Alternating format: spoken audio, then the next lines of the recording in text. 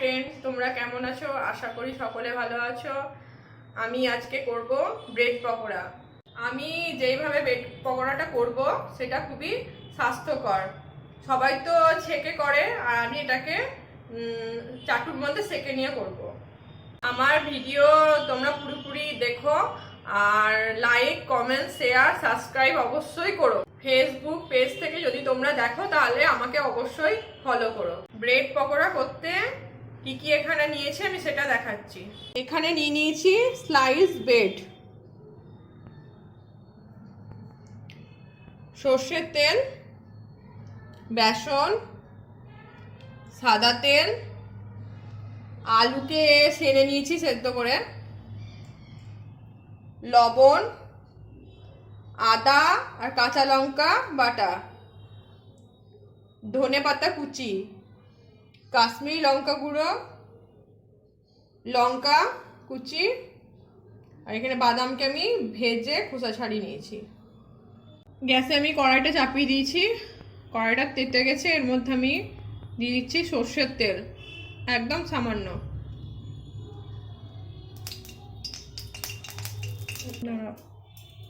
কড়াইয়ে আমার তেলটা তেতে গেছে। এর মধ্যে আমি অল্প পরিমাণে আদা লঙ্কার পেস্টটা দিয়ে দিলাম।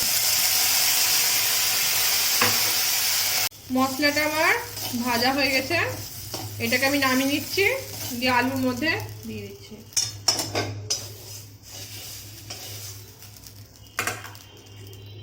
দিচ্ছি স্বাদ অনুযায়ী লবণ, ভেজে রাখা বাদামটা, এটা তোমরা দিতেও পারো না দিতেও পারো।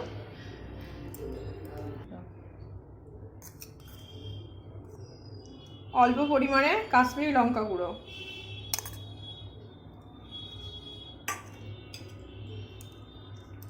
লঙ্কা কুচিটা। বাচ্চারা খেলে তাহলে এটা তুমি নাও বেশি দিতে পারো ঝালটা।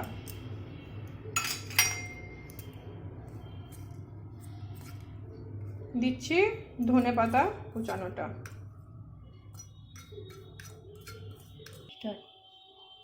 এটাকে এবার ভালো করে মাখিয়ে নিচ্ছি। আর আমি এটা তো নিরামিষ করলাম, তোমরা চাইলে পেঁয়াজ রসুনও দিতে পারো। আলুটা আমার মাখানো হয়ে গেছে, এবার আমি বেসনটা গুলে নিচ্ছি। বেসনের মধ্যে দিয়ে দিচ্ছি স্বাদ অনুযায়ী লবণ,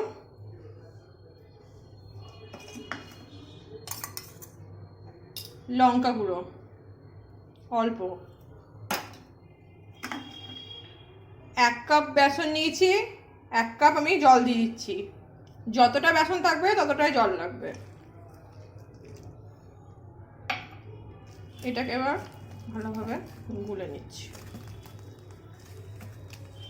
বেসনটা আমার গুলা হয়ে গেছে।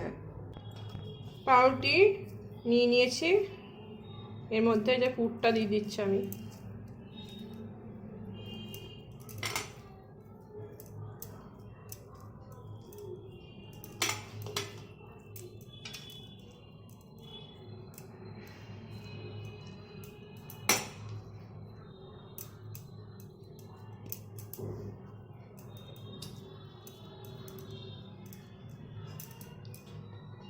আর একটা পাউরুটি এর উপর দেবে।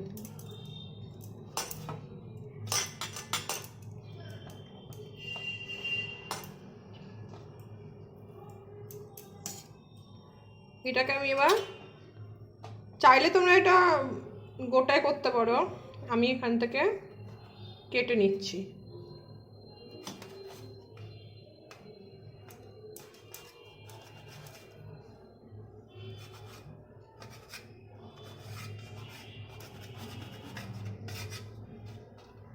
এইভাবে আমি সবগুলোকে দেখো করে নিচ্ছি। দেখো সবগুলোর মধ্যে আমার আলুর পুরগুলো ভরা হয়ে গেছে, আর কেটেও নিয়েছি সবগুলোকে। গ্যাসে আমি চাটু চাপিয়ে দিয়েছি, এর মধ্যে দিয়ে দিচ্ছি সাদা তেল,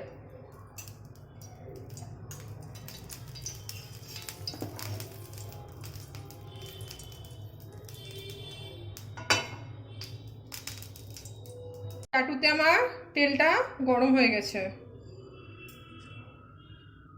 এবার আমি এটাকে বেসনের মধ্যে ডুবিয়ে নিচ্ছি।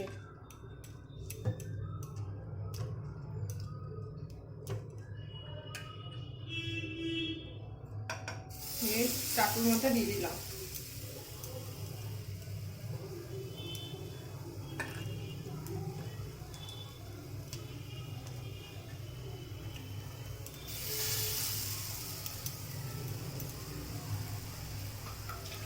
এইভাবে সাইডগুলো আমি নড়িয়ে নিচ্ছি যাতে পাউরুটির সাইডগুলো গায়ে তেলগুলো লেগে যায়। আর এক পিসটা উল্টে নিচ্ছি।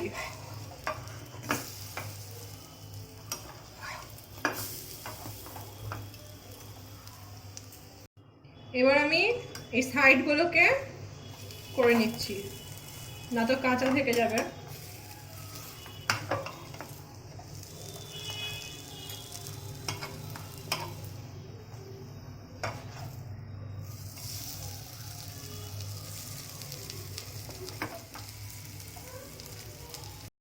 এবার আর এক সাইডগুলো শুদ্ধ করে নিচ্ছি।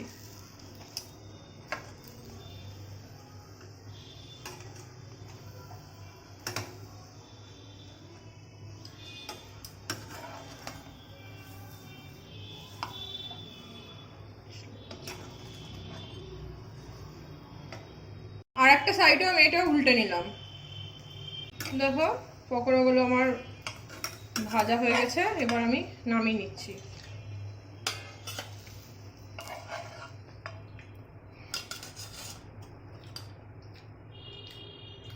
এবার আমি সবগুলোকে ভেজে নিচ্ছি। আমার ব্রেড পকোড়াগুলো সব ভাজা হয়ে গেল।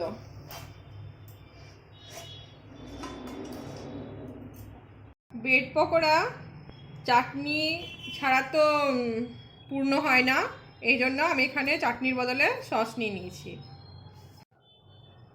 এবার আমার ছেলেকে দিচ্ছি, ও খেয়ে বলবে কেমন হয়েছে।